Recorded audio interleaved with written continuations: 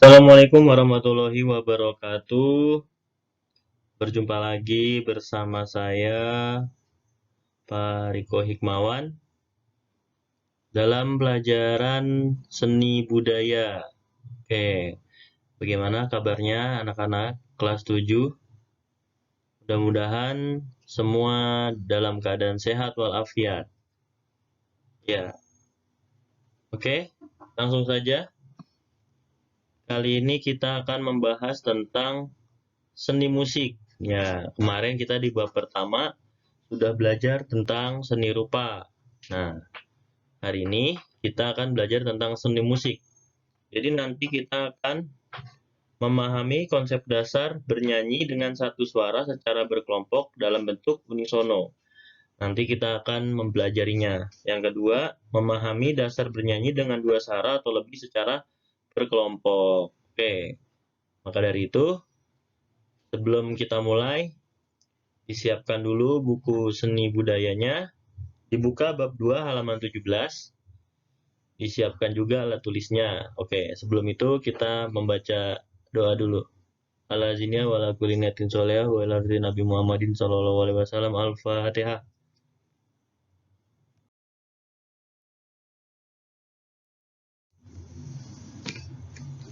Oke, di halaman 18 itu ada pendalaman materi. Bisa dibuka, bernyanyi dengan teknik vokal. Teknik vokal adalah cara memproduksi suara yang baik dan benar, sehingga suara yang keluar terdengar jelas, indah, merdu, dan nyaring. Nah, itu adalah definisi dari teknik vokal. Jadi bagaimana kita memproduksi suara supaya suara kita lebih baik dan terdengar jelas, tentu saja indah, dan merdu. Itu adalah definisi dari teknik vokal. Nah, di dalam teknik vokal ini ada unsur-unsurnya. Oke, bisa kita lihat unsurnya di slide selanjutnya.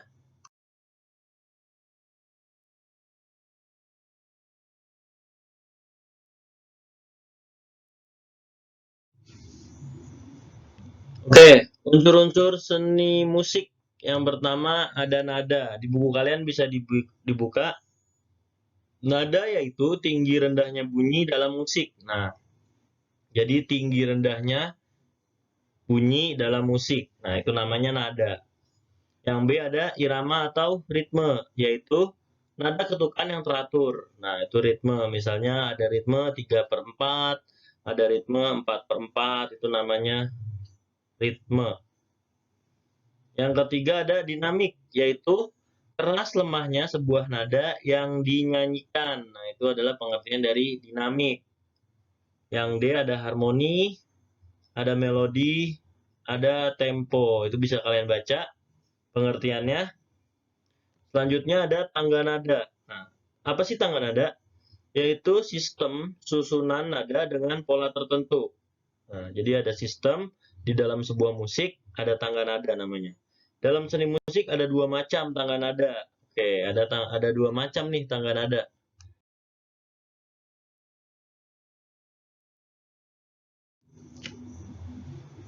Oke, yang pertama ada tangga nada diatonis. Itu ada di halaman 18. Dan kedua ada tangga nada pentatonis. Ya, kita baca satu-satu. Tangga nada diatonis yaitu sebuah tangga nada yang terdiri dari 7 nada. Jadi ada do, re, mi, fa, so, la, si. Ada 7 ya. Jadi yang dua terakhir tidak dihitung. Itu namanya tangga nada diatonis. Tangga nada diatonis juga sering disebut dengan tangga nada 12 karena terdiri dari 7 nada pokok dan 5 nada tambahan atau sela.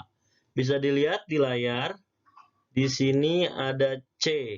Nah, ada C, ada D, ada not D, ada E, F, G, A, B. Itu ada 7. 1 C, 2 D, 3 E, 4F, 5G, 6A, 7B. Nah, yang kelima ini adalah yang di atasnya C, yang hitam.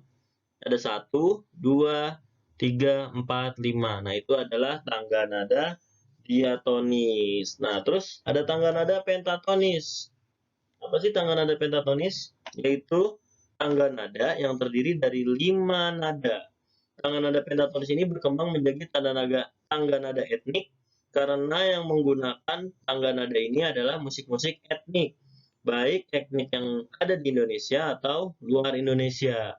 Tangga nada pentatonis yang dikenal adalah tangga nada pelok dan tangga nada selendro. Ya, ini adalah contoh alat musik yang menggunakan tangga nada pentatonis. Biasanya musik-musik tradisional seperti lagu Gundul-Gundul Pacul. Nah, itu menggunakan tangga nada pentatonis.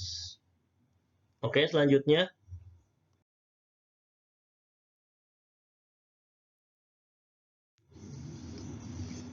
Selanjutnya ada macam-macam notasi. Nah, di sini ada 2 notasi. Yang pertama notasi angka, yang kedua notasi balok.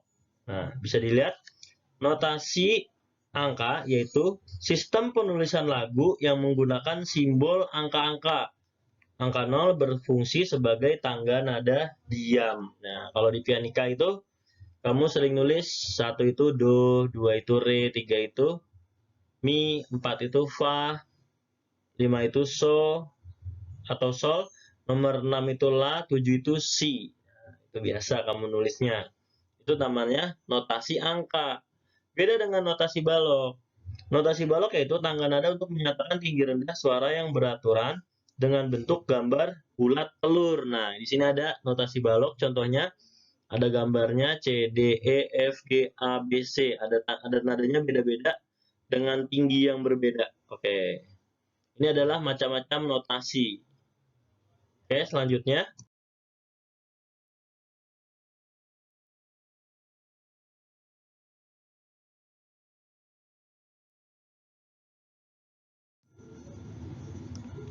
Oke, selanjutnya ada unsur-unsur teknik vokal. Bisa dilihat di halaman 19. Yang pertama ada artikulasi.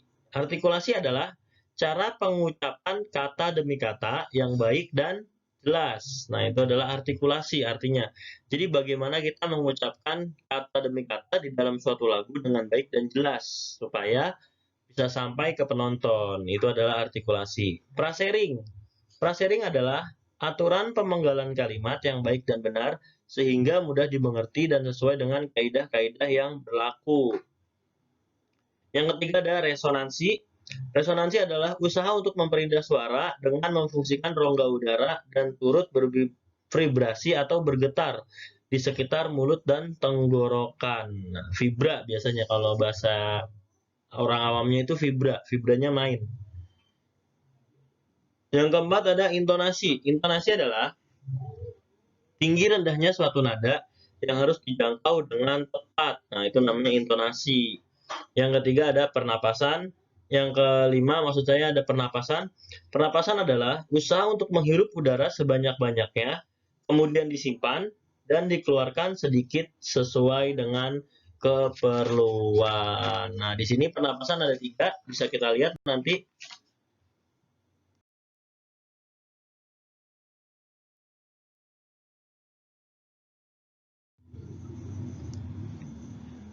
Oke, pernapasan ada 3. Yang pertama pernapasan bahu, yang kedua pernapasan dada, yang ketiga pernapasan diafragma.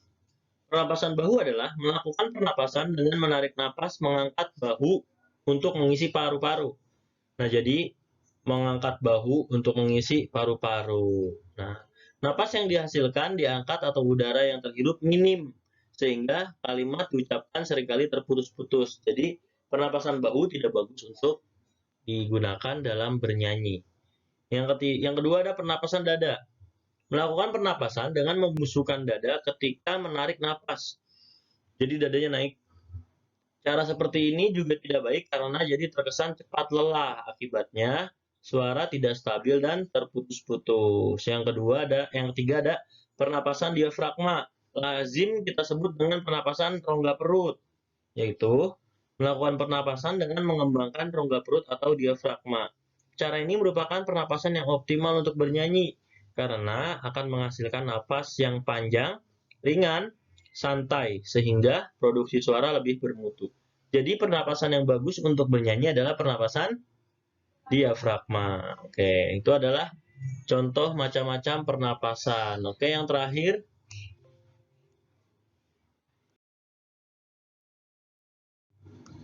Yang terakhir adalah menyanyikan lagu secara unisono. Apa sih bernyanyi lagu secara unisono? Yaitu adalah bernyanyi satu suara, yaitu menyanyikan melodi suatu lagu. Partitur lagu secara unisono hanya melodi pokoknya saja. Dalam menyanyikan lagu secara unisono, perlu diperhatikan hal berikut. Jadi, misalnya kalau kayak kita lagi nyanyi lagu Indonesia Raya. Nah, nyanyinya itu suaranya satu, tidak dipecah, ada suara satu, suara dua, suara tiga.